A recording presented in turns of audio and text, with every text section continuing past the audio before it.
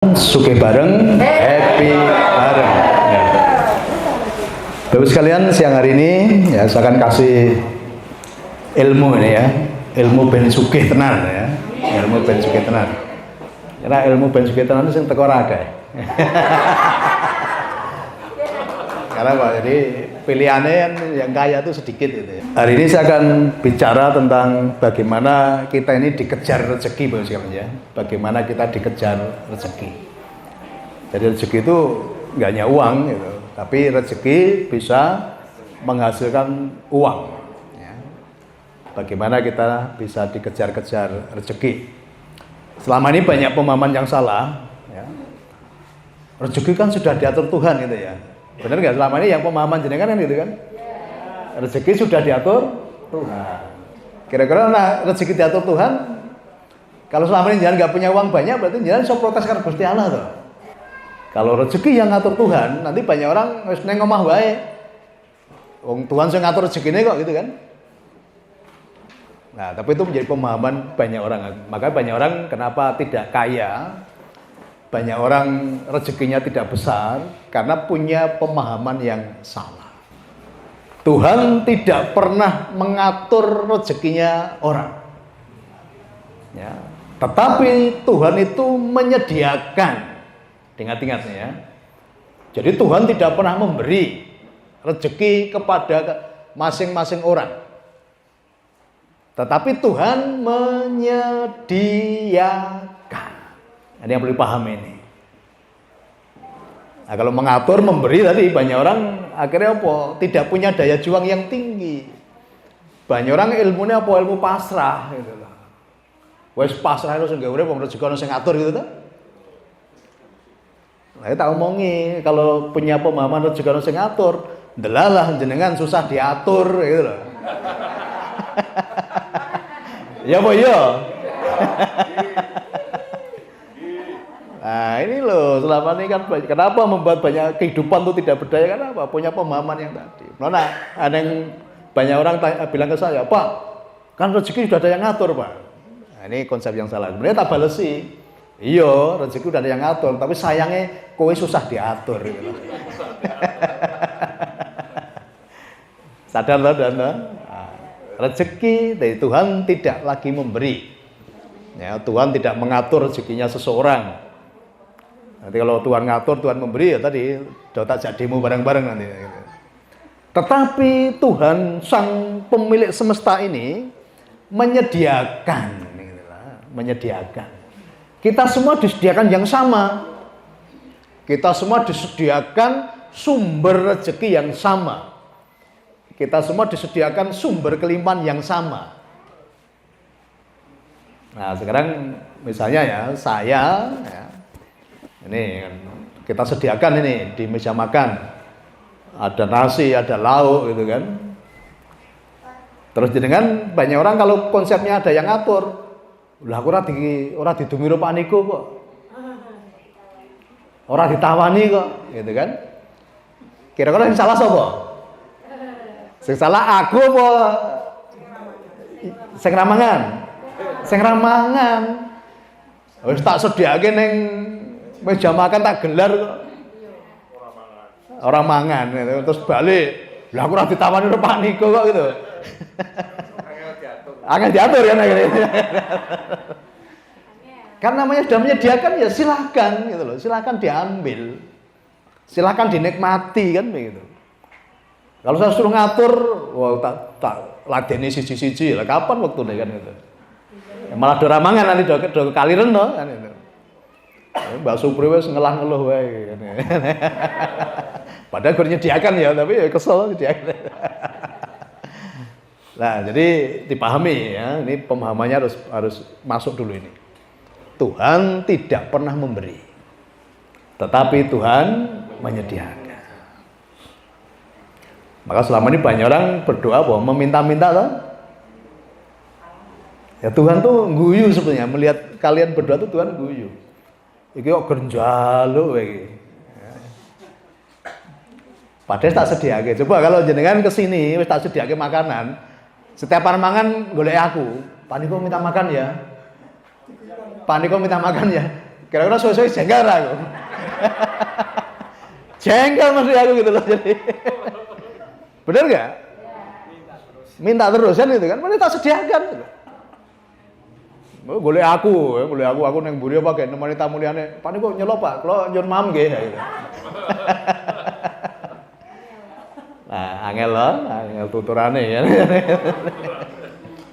Kan sudah tak sediakan. Tugas Anda apa? Menikmati. Ya, nikmati, udah tak sediakan gitu. Lah, itulah Tuhan pun seperti itu, Mas. Tuhan itu seperti itu. Tuhan sudah menyediakan. Nah, lagi tadi ya, gambarannya kan udah tak sediakan tadi. Lah kenapa ono sing iso duwe rezeki oke, ono sing duwe rezeki sithik. Kan tadi sudah disediakan ya. Bayangkan bahwa rezeki ya itu seperti samudra. Rezeki itu seperti samudra kelimpahan ya, seperti samudra yang tidak pernah habis, selalu ada. Nah, sekarang pertanyaannya kenapa ono sing iso nikmati oke, ono sing iso nikmati sithik? Tadi udah nggak meminta ya, Tuhan sudah tidak memberi, tapi Tuhan menyediakan. Tapi tahu kenapa ada yang bisa menikmati banyak, ada yang bisa menikmati sedikit? Tahu nggak penyebabnya? Sing bedake apa? Kok ana sing sithik, ana sing akeh? Ah, lah ya tinggal awake dhewe. Lah mau sing bedake apa? Kok ana sing etuk sithik, ana sing nikmati sithik, ana sing nikmati akeh. Ya. Wadahnya atau cara mengambilnya. Ibaratnya sego ning kono kan. Kenapa ana sing iso mangan sepire kebak? Ana sing mangan gur sithik. Nek wadah lepek kan itu sithik. Nek wadah piring kan itu gede. Nah, berarti apa yang bedakan? Cara mengambilnya. Tuhan sudah menyediakan ya. Nah, berarti apa? Tinggal kita mengambil. Nah, sing bedakan apa kok ana sing iso akeh karo sithik ya? Berarti cara mengambilnya. Ibaratnya tadi ya kelimpahan itu samudra kelimpahan Tuhan ya, berarti tinggal kita ngambil. Nah, adalah ini berhubungan dengan apa? Dengan mindset juga. Banyak orang mikirnya apa? Trimo ing pandum. Berarti apa? Cili. Trimo ing pandum kok. Ibarat jupuk wadahnya nganggo apa? Sendok. Karena trimo ing pandum tadi. Padahal Tuhan itu memberi kebebasan loh. Ada mau ngambil wadah yang besar pun boleh. Tapi karena pola pikirnya tadi nerima yang pandum, aku sing penting cukup. Aku sing penting iso nyokolahke anakku. Ya. Kan Tuhan apa batasi? Wadah, aku main jupuk sing oke. Tanggo nyokolahke anak, tanggo tuku mobil sing apik, tanggo tuku omah sing gede. Apakah Tuhan melarang? Tidak. Tapi ada batasi sendiri gitu loh.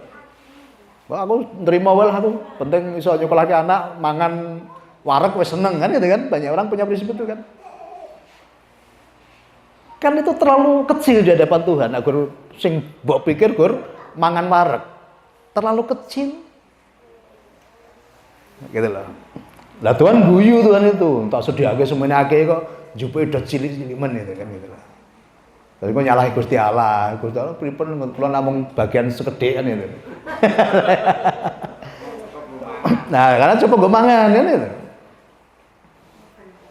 Nah, tadi ibaratnya tadi ya, orang sudah disediakan Tuhan berkelimpahan tapi ada yang ngambil pakai sendok. Ana sing luwih gedhe njupuke nganggo gelas. Ana sing luwih gedene njupuke nganggo gayung. Nantian kon milih sekarang mau ambil pakai apa sekarang? Ember. Ana sing luwih gedene ra? Eskavator. Ana sing luwih gedene ra? Waduh. Nah, ini pun ya Bapak Ibu sekalian ketika ditanya pun ini masih bicara apa? Bicara keterbatasan. Sebesar apapun wadah yang Anda pilih, entek ra nanti? Habis toh? Nah, ngono udah terjebak kan. Tadi kan pengen njupuk nganggo wadah apa? Eskavator, waduh. Sebesar apapun wadah yang Anda pilih, pasti suatu saat akan habis. Kenapa? Anda masih terbatas dengan wadah yang sifatnya terbatas.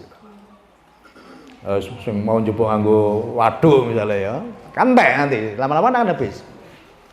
Kemudian ketika habis mau ngambil lagi kan datang ngambil lagi tuh. Dalam yang ngambil antrinya dawa gitu loh. Antrinya panjang. Maka banyak orang apa? Karena melihat antri yang panjang tadi apa? Sikut-sikutan, jegal-jegalan, tendang-tendangan, bahkan paten-patenan gitu kan. Ngikuti koncone, jegali koncone. Bahkan sampai mateni koncone, mateni rezeki koncone dengan cara apapun. Ini banyak dilakukan oleh pembisnis di luar sana. Ya. Ini paling akeh iki biasane rumah makan ya. Rumah makan tuh angger ngerti beras kuning. Itu pengalaman Pak ya. Ya, sebab akhirnya koncone rame ngono mesti liyane. Tadi. Karena apa? Dia melihat wadah yang terbatas. Ya, sebesar apapun wadah yang kita pilih, itu bicara keterbatasan. Alhamdulillah mengambil antrinya dawa. Begitu jegali koncone, nendangi koncone, wis cedhak nggone agar njupuk kepleset. Sorone to, andrane ning burine. Kan itu. Nah, padahal ada cara yang lebih cerdas, ada cara yang lebih bagus, dan saya jamin tidak akan pernah kehabisan. Kira-kira caranya nganggo apa? Mudah-mudahan enggak. Nganggo pralon, terhubung dengan sang sumber itu loh. Nah wis to, samudra kelimpahan pralone wis ditokke. Kan pralon akan mengalir terus. Ya. Saluran, jadilah saluran berkat. Jadilah saluran rezeki. Kalau namanya saluran, tidak akan pernah kering saluran itu. Ya, tidak akan pernah kering. Dan kabar baiknya gini, cara kerjanya pralon itu ya, cara kerja saluran. Semakin banyak orang yang mendapat manfaat dari sang pralon tadi, ya, debitnya pun akan semakin diperbesar. Nggak usah khawatir. Itu cara kerjanya ekonomi Tuhan itu seperti itu. Ya. Ini cara kerjanya ekonomi Tuhan. Tadi Tuhan bicara apa? Samudra kelimpahan. Nah, kalau Bapak Ibu pengen hidupnya selalu dialiri rezeki tadi, maka jadilah saluran. Aja gur wadah toh. Tadi wadah pikir awakmu dhewe tadi kan? Iya apa iya? Nah, tadi kan banyak orang terjebak tadi kan? Sing dipikir apa dhewe tadi? Kalau yang Anda pikirkan dirimu sendiri, ya wes wadahnya pasti terbatas. Wes sebesar apapun wadah yang dipilih pasti akan habis. Tetapi kalau kita semua cerdas tadi ya, pakai pralon, kita menjadi saluran rezeki bagi banyak orang. Dan semesta sudah punya mekanisme. Semakin banyak orang yang mendapat manfaat dari pralon tadi, debitnya otomatis diperbesar. Orang usah mikir carane. Semakin banyak orang yang mendapat manfaat dari hidup kita sebagai pralon tadi, otomatis sumbernya pasti diperbesar. Itu loh Bapak Ibu, ekonomi Tuhan itu seperti itu. Orang kok Tuhan ngedumi gitu kan. Selama ini mikirnya Tuhan ngedumi kan gitu kan. Dalah kowe ora kenal Gusti Allah ya ora didumi. Ayo lah. Lah kalau katakanlah ini saya ngedumi itu ya. Si tadumi kan orang yang saya kenal. Nah, terus Pak Cep ngusul ke, Pak Niko saya punya teman namanya Sardi Ibnu Haryono. Nah gitu ya. Ngusul ke dene. Lah Sardi ngendi kuwi? Kan aku ora kenal. Karena akhirnya Sardi itu kan, kenapa nggak kenal saya kok? Lah sama, banyak orang hidupnya tidak mengenal Tuhan kok, tapi harus jalo kan itu kan. Nah, Tuhan ngomong, sopo kuwi kan itu kan. Sopo kowe kan itu. Iya kan, itu loh. Nah, makanya itu tadi ya, diingat prinsip yang salah. Tuhan tidak pernah memberi, Tuhan tidak pernah membagi, tetapi Tuhan menyediakan. Nah, sekarang kalau kita mau selalu diberkati, mau selalu mengalami kelimpahan, ya jadilah saluran berkat. Jadilah saluran rezeki buat banyak orang. Bapak sekalian, ayo kita belajar dari orang-orang kaya yang ada di Indonesia. Ya, pemilik Indofood, ya, pemilik rokok. Berapa puluh ribu orang yang mendapat manfaat dari keberadaan mereka. Ya, karyawannya udah berapa? Ya, di belakang karyawannya ada anak, istri, ya, suami, keluarga. Ratusan ribu orang. Maka mereka pun semakin besar, semakin diperlengkapi, semakin disediakan berkat-berkat yang melimpah. Nah, saya pun belajar dari beliau-beliau ini, orang-orang yang sudah sukses ini kan. Maka setiap hari ya, yang ada dalam hati saya, bagaimana hidup saya bisa bermanfaat bagi orang lain. Bagaimana keberadaan saya bisa membawa dampak yang baik, membawa manfaat yang baik bagi banyak orang. Saya sudah tidak berpikir lagi untuk diri saya sendiri, Bapak sekalian. Kalau untuk diri saya sudah selesai. Tetapi kan cuma wadah tadi. Nanti wadahnya kering, nanti saya kosong lagi kan. Harus antri lagi kan itu. Tapi dengan menjadi saluran, rezeki itu terus mengalir. Ya. Debitnya semakin diperbesar. Semakin banyak orang yang mendapat manfaat dari kehidupan kita, ya debitnya pun semakin diperbesar. Nah, ini ada Pak Cip ini ya, udah mendampingi kita hampir 4 minggu, 1 bulan ya. Karena apa nih, debitnya ini mau diperbesar ini, debitnya ini. Ya, debitnya mau diperbesar. Ya, kemarin yang saya katakan di waktu peluncuran Dinasti Koin ya, kita sudah tanda tangan MOU ya untuk Nusantara Group. Ya, mau masuk berapa? 100 juta euro. Kenapa? Kita semakin besar, semakin menjadi manfaat bagi bukan hanya banyak orang, tapi sudah menjadi manfaat bagi kehidupan bangsa dan negara. Ya, dengan kita masuk di proyek-proyek strategi nasional, IKN, tol. Debitnya semakin diperbesar, Bapak sekalian. Debitnya semakin diperbesar. Dan kita tidak pernah mencari, tanya Pak Cip, saya nggak pernah mencari. Semuanya datang. Semuanya datang. Ini tadi yang di belakang sana ya, dari Gorontalo datang ke sini.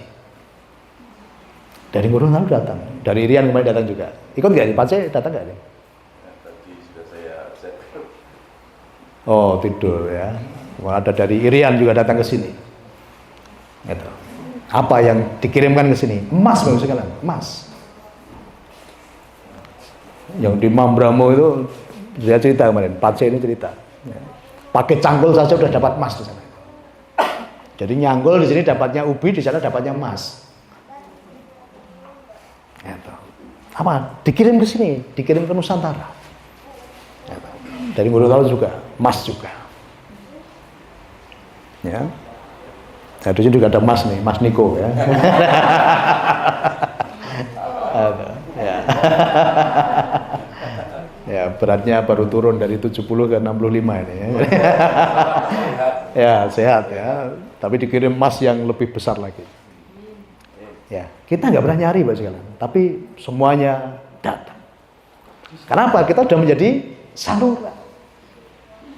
Nah, tadi ya, pengaturan debitnya, semakin banyak orang yang mendapat manfaat dari saluran tadi, debitnya otomatis diperbesar. Orang usah mikir caranya. Nah, seringkali kita tuh sering mikir gitu loh. Wah, gue nak cukup piye? Gue nak kurang piye? Iki gue akui kurang kan gitu loh. Padahal nggak selama pikiran banyak orang seperti itu.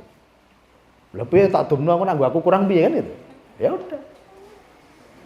Kenapa? Tadi masih bicara wadah yang kecil tadi, wadah yang terbatas tadi kan itu. Maka sudah tahu prinsip ini, saya jamin pasti berkelimpahan. pasti berkelimpahan. Maka sekarang ya, mulai pikirkan dalam hidupmu, bagaimana aku bisa bermanfaat bagi orang lain. Nah, itu tersambung nanti dengan sumber kelimpahan itu. Ya, kita menjadi peralon, kita menjadi saluran. Nah, jadi debitnya tergantung, semakin banyak orang yang mendapat manfaat, debitnya akan semakin diperbesar. Kemudian yang memperkecil debit apa? Nah, ini kalau ada tadi cara memperbesar debitnya, sekarang kita lihat, kita cari apa sih yang memperkecil debit nanti gitu loh. Yang memperkecil debit adalah ketakutan dan kekhawatiran. Nah, itu yang memperkecil debit nanti.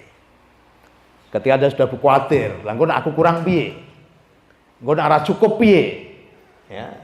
Engko sing gua aku ro anak-anakku apa lah. Itu otomatis debitnya akan menjadi kecil. Kalau khawatirnya berkepanjangan, suwe-suwe mati. Banyune kari netes tok nanti. Ya, bumpet ya, dibumpeti. Kerannya akan mati nanti. Akhirnya itu apa? Tes. Netes kan. Tersumbat. Otomatis itu otomatis. Jadi ketakutanmu dan kekhawatiranmu itulah yang memperkecil debit. Ya, setelah tahu ini ya, jauhkan dari dalam hidupmu rasa takut dan khawatir. Karena ketakutan dan kekhawatiran itulah yang memperkecil aliran, memperkecil debit tadi. Nah, banyak orang ngomong loss di hadapan itu loss saja, loss. Ya. Kalau udah loss, sumbernya pun akan loss. Ya. Kalau seringkali banyak orang hitung-hitungan dengan Tuhan, nanti ya debitnya pun dihitung nanti. Ya, kalau kita sering menghitung, nanti debitnya pun dihitung. Nah, saya ini nggak pernah menghitung, Mbak Sugeng. Saya tuh nggak pernah menghitung. Karena apa? Saya sudah yakin tadi, karena sudah terhubung dengan sang sumber. Dan umumnya cuma tadi kok, semakin banyak orang yang mendapat manfaat dari dalam hidup kita, ya udah debitnya otomatis semakin diperbesar. Nah, ini satu prinsip yang ini kalau dilakukan pasti ya. Hukumnya pasti. Semesta bicara apa? Tentang kepastian. Kalau Bapak Ibu melihat semesta tidak ada kepastian, Bapak Ibu naik pesawat pun takut nanti. Wah, kok iso mabur tenan ora ya pesawatnya ya. Engko jojo tekan dhuwur. Bensin entek, ya kan? Nah, repot kan itu. Jadi semesta selalu bicara tentang kepastian. Tetapi banyak orang tidak mengenali semesta. Banyak orang hidupnya seperti berjudi. Sesuatu yang tidak ada kepastian itu Anda judi gitu loh. Sadar nggak selama ini Bapak Ibu semua pikirannya orang berjudi?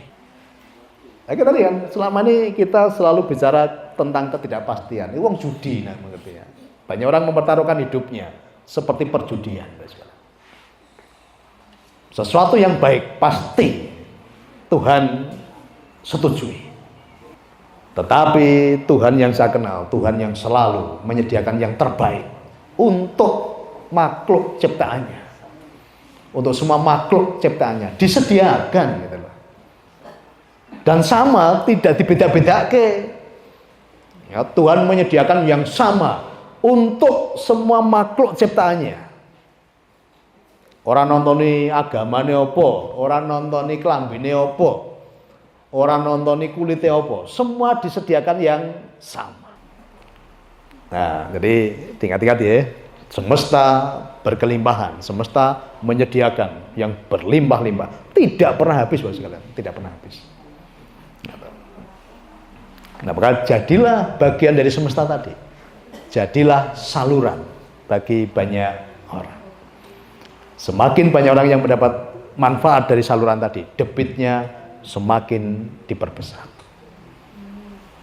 Tetapi kekhawatiran dan ketakutan itulah yang memperkecil debit. Semakin banyak takut, semakin banyak khawatir tadi, netes.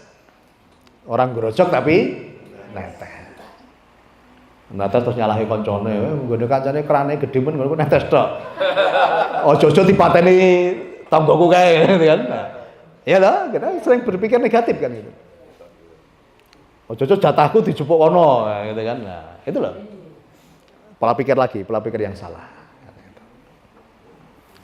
Nah, selama ini di dalam kehidupan kita seringkali seperti itu Bapak sekalian ya. Ini contoh ya, tadi ketika kita punya usaha, tiba-tiba ada orang buka usaha yang sama di dekat kita. Terus kira-kira pikirannya piye doan selama ini? Kita punya usaha yang sama, kita punya usaha, terus tiba-tiba ada orang buka usaha yang sama di dekat kita. Pikiran banyak orang apa? Saingan. Wah, ini ngerampas rezekiku ini, gitu kan? Wah, ini ngurangi rezekiku. Kenapa? Mereka berpikir tadi Tuhan membagi tadi loh, Tuhan memberi tadi loh. Jadi seolah-olah itu begini, misalnya saya buka usaha, Pak Pomo buka usaha dekat saya. Seolah-olah pemikiran banyak orang itu, ketika Tuhan mau memberi Pak Pomo, itu dilongker rezekiku gitu loh. Nggih apa nggih selama ini? Iya toh? Jadi seolah-olah Tuhan itu meh ngei Pak Pomo dilongker nggon. Niku nggonmu tak kurangi lho, soalnya Pomo iki buka usaha sedar kowe padha usahane ya. Nggonmu tak longi ya gitu kan. Padahal Tuhan tadi menyediakan yang sama. Yang bagus bagaimana? Ya, terima kasih Tuhan. Dengan ada orang yang buka usaha yang sama dengan saya, akan memudahkan orang lain untuk datang ke tempat ini. Karena mereka berpikir kalau mencari ini, cukup di sepanjang jalan ini tinggal banyak pilihan. Kan menambah volume seharusnya. Ya, belajarlah dari pengusaha toko emas Bapak sekalian. Ya, di Solo itu ada namanya Coyudan. Coyudan itu deretan toko emas kabeh. Ketika saya tanya, loh kenapa nggak buka tempat lain? Kenapa harus di tempat yang sama? Loh, caranya gini mas, kenapa saya buka di tempat ini? Kenapa? Orang di image orang itu, kalau cari emas, ke Coyudan gitu loh. Jadi udah otomatis itu. Nah ini apa? Pola pikir mereka udah benar gitu loh. Jadi ketika ada orang buka usaha yang sama dengan kita di jalur yang sama itu, bersyukur Pak sekalian. Artinya image orang tuh, oh mangan enak neng kono, tuku emas neng kono, golek peralatan, nah, kayak neng tuntang itu apa itu? Ya peralatan dapur kan, orang udah mikirnya neng tuntang kan gitu. Nah justru diuntungkan dengan banyak orang membuka usaha yang sama di situ, kita diuntungkan. Ojo malah wah ini pesaing ya, tak kirimi tanah kuburan ya. Iya kan? Nah ini lali mau nggo tanah kuburan ini ngliwati omahe dekne gitu kan. Akhirnya malah mati kabeh akhirnya. Iya loh. Ah, akhirnya malah mati kabeh akhirnya kan. Arep mateni kancane malu mati dhewe akhirnya. Nah ini loh, pemikiran-pemikiran ini yang membuat kehidupan banyak orang kenapa semakin terpuruk kan gitu. Oke ya, jadi di depan Tuhan itu tadi loss. Lakukan kebaikan, lakukan kebermanfaatan. Nah sama ini kan di Nusantara Group banyak usaha, termasuk ini ya banyak stok ini. Pintu-pintu rezeki udah kita siapkan, Bapak sekalian. Pintu-pintu rezeki udah kita siapkan. Selama ini yang banyak datang bermasalah dalam hal keuangan. Nah sekarang kalau Bapak Ibu punya masalah di keuangan, itu kan ada ketidakseimbangan antara pemasukan dengan pengeluaran tidak imbang, itu disadari sih. Ya, ketika ada masalah di bidang keuangan karena ada apa? Sirkulasinya tidak imbang. Antara yang masuk dengan yang keluar, banyak yang keluar, pemasukannya sedikit. Nah, makanya di sini kita dampingi, kita siapkan sekarang pintu-pintu rezeki. Ya, kita siapkan pintu-pintu rezeki dalam rangka apa? Membenahi wilayah sebabnya dulu yang dibenahi. Kredit macet, rumah mau disita, ya. Utang bank akeh itu kan apa? Sirkulasinya nggak imbang. Jadi yang dibetulkan bukan wilayah akibat. Nah, saya sing diutang rumah meh disita, ya. Kalau sekarang tak tutup, rampung nggak masalahnya? Rampung. Sopo ngomong. Ya. Rampung tapi sementara. Sementara doang kan itu kan. Nah, kan utang isi. Iya kan, agar pindah tempat tok toh. Lah ngutang mau nutup utang kok iso didit piye? Kan situ utange. Tapi kan sementara. Kan tetep akhirnya utangnya apa? Pindah nang nggonku toh, gitu kan. Kan ora rampung masalahnya ya. Gur mindah tempat tok. Masalahnya masih tetap ada. Lah bagaimana menyelesaikan? Jadi utang tadi, rumah mau disita itu wilayah akibat. Maka apa? Sebabnya diperbaiki dulu sebabnya. Sumber pemasukannya dibenahi dulu kan gitu.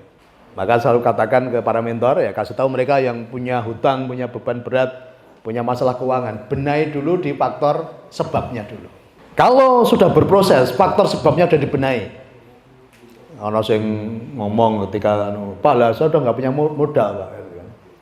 Padahal kita sudah sediakan kailnya. Wis tak sediake alate iki lho sing ngomong ranti modal. Wis wonge kondene. Lambemu tak tuku sak miliar tetuk ora. Oke ampun Pak gitu kan ya. Kan wis modal sak miliar. Ngomong ranti modal jare. Iya loh, lah sing barang wis tak cepaki. Ya. Kan modalnya lambe loh, ngono ngomong ora modal lho. Apake sampe lihat lagi gelem. Ora itu tak kekrek. Ternyata udah punya, baru sadar kalau udah punya modal 1 miliar. Iya kan? Nah, gitu saya tadi, yang selalu dilihat adalah kesulitan-kesulitan. Bahwa sekarang pintu-pintu rezeki udah kita siapkan. Perbaiki dulu wilayah pemasukannya. Ojo nonton masalah itu akibat. Diingat ya, masalah itu akibat. Yang diperbaiki adalah sebabnya dulu. Nah sebabnya ketemu, mari rampung. Ya seperti orang datang ke dokter loro mah. Dokter kebanyakan memberi apa? Obat anti nyeri. Mah sembuh nggak?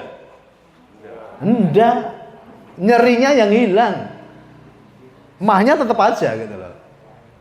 Maka yang dicari adalah penyebabnya, kenapa kok sakit mah gitu loh. Kalau penyebabnya sudah diperbaiki, mahnya pasti sembuh. Ya sama selama ini kehidupanmu kalau bermasalah di keuangan, cari nanti penyebabnya. Nah, penyebabnya berarti sumbernya kurang gede. Maka sekarang tak siapkan sumbernya deh, tak siapkan. Sumbernya gitu. Ibaratnya apa? Kailnya udah tak siapkan kailnya. Nah, kailnya tak siapkan sedo raiso sedo apa protes. Tak siapkan sak kolame. Kurang piye ya? Ya loh. Kail tak siapkan, kolam tak siapkan. Karena ngono ora sukses bangetan ta kira-kira. Pancing tak siapke, kolam tak siapke. Lah karepe iki Pak iwake jan isi Pak iwake sekalian. Kon jan pendetke Pak. Jan masake sisan Pak. Ya iki lho karepe ngono lho karepe. Dulang ke sisan apa lah. Ya ora ya. Rene nggawa apa surat saka bank. Pak ini pun aja disita Pak. Terus piye nanti disita? Pun jan tebus ke Pak niku. Lah kok carane bayar ki piye? Nggih mun jan bayar ke sisan.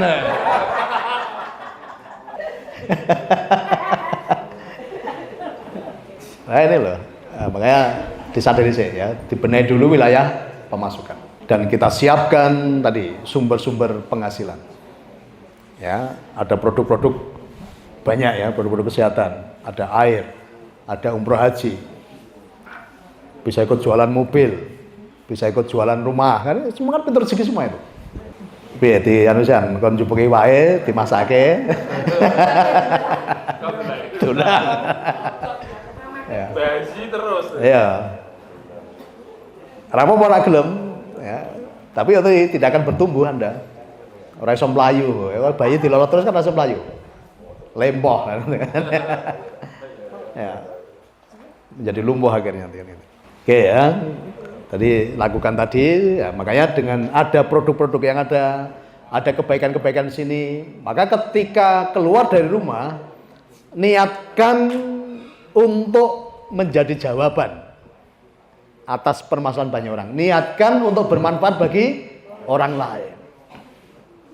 Ya, dengan membawa pancing tadi yang sudah kita sediakan, maka diniati ketika ketemu orang tuh ojo mikir, wah kok gelem tuku ra wong ya.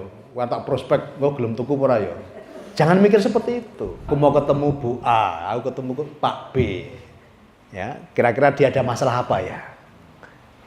Saya mau datang ke sana, siapa tahu saya nanti bisa membantu apa yang menjadi keluhannya selama ini. Nah, itu namanya bermanfaat gitu loh. Jadi kita datang ketemu orang tuh mikir manfaat apa nanti yang bisa saya berikan untuk orang tadi gitu loh. Paham ya? Nah, selama akhirnya udah metu ngomong aku akan ketemu Pak Pomo. Didet lah kira-kira ya. Tak prospek kayak gitu. Apa mau tawani ndol-ndol. Alah wis koyo dhisik kae paling ae. Kenapa ini? Nah, tapi kalau kita berpikir akonnya Pak Pomo, kira-kira Pak Pomo di kesulitan apa ya? Dengan saya ketemu Pak Pomo, saya bisa membantu apa yang menjadi kesulitan Pak Pomo saat ini. Wes, pasti. Tanpa kita ngajak pun Pak Pomo pasti akan ikut. Pak Pomo akan dengan senang hati. Ketemu wong, Pak Bu ada keluhan enggak? Nggih Mas, dengkulku nanggo salat ditekuk lara iki. Pun tenang, kami ada jawaban. Wes kira-kira ndak nawake barang ra kira-kira. Ora perlu nawake to. Niki kula duwe jawabane, ngunjuk niki nggih sembuh. Langsung ngomong, piro regane? Ngono ta? Enak teko, Pak, kula duwe banyu Pak niki sae niki. Yen mundhut niki nanti penyakit hilang. Adene mikir, iki tukar ngakali neh ya. Ya Pak ya, jadi orang berpikir seperti itu loh. Karena tidak semua orang seperti saya. Aku kan ngomong hidropon tak tuku. Orang lain kan enggak seperti itu. Nah, maka datang tadi memberi jawaban dulu, menjadi solusi dulu. Pak, Bu, jenengan pengen dadi tamune Allah mboten? Ana sing ngomong mboten ta kira-kira? Ora ono. Pak, Bu, kalau jenengan pengen dadi tamune Allah, kula wonten jawaban. Jenengan bisa menjadi tamunya Allah dengan cara yang cepat, mudah, sederhana, dan ajaib. Penasaran lah kira-kira? Penasaran. Ngono lho. Piye Mas carane kok nganggo ana ajaibe barang kuwi ya. Gitu loh. Kan gak ada orang menolak. Tonton sih, omah yang salipe mau tawani umroh ya ditolak.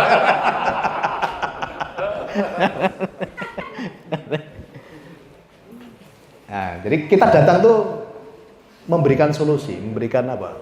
Jawaban. Jadi maka perbanyak silaturahmi setelah tahu ilmu ini, ya, perbanyak silaturahmi. Karena silaturahmi pertama apa? Sebagai pintu pembuka rezeki. Yang kedua memperpanjang umur. Tapi nak silaturahmi ya, membawa manfaat gitu loh. Membawa manfaat. Ketemu wong ya, Pak, Bu, jangan pengen gadah mobil mboten. Pokoknya wongnya ketemu ki jawabnya ya sik lho. Ya pengen sapa sing ora pengen numpak mobil to Mas. Pun kula wonten carane. Yen bisa kagungan mobil dengan cara yang cepat, mudah, sederhana dan ajaib. Ya ngono lho. Kan enggak ditolak orang. Temu neh ro wong, Pak, Bu. Yen gadah utang mboten. Oh nak kuwi aja sik kuwi, aja sik ya. Kalau mesti oke utang. Pak, Bu, jenengan bayar listrik per bulan pinten? Misalnya 100 Mas, karena apa listrik apa token 100. Jenengan yang disubsidi 100% purun mboten gitu kan. Ana sing gelem ra sing ana sing nolak ra kira-kira disubsidi 100%. Mau no Mas, bicarane ya, kalau gadah cara sing tadi cepat, mudah, sederhana dan ajaib. Wae kuncine kuwi sakjane dhewe kuncine kuwi. Nah, tinggal ajarkan, nanti nitip di perusahaan kami bayar listrik 1 tahun, nanti dibayarkan 2 tahun. Jadi tekone wong iki seneng lho. Ora teko iki panjenengan gadah duit pinten? Ini mikirnya teko arep ngerampok kowe. Gitu